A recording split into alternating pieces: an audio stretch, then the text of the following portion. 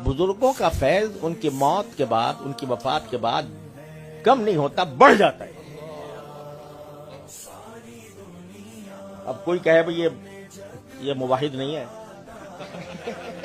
जो इस किस्म की बात कर रहा है, शिर्क की बात कर रहा है। लेकिन हकीकत यह है कि अरे भाई इस दुनिया में देने वाली तो एक ही जात है, कोई और है?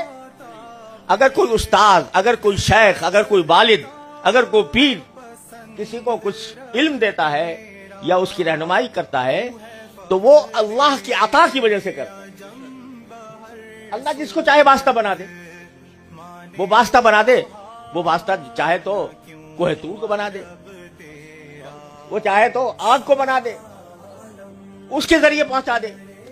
वो जिसको चाहे वास्ता बना दे, वो वास्ते के जरिए आता फरमाता है। वास्ता जिसको चाहे बना दे, वो जिंदा को बना दे या मुर्दा को बना दे।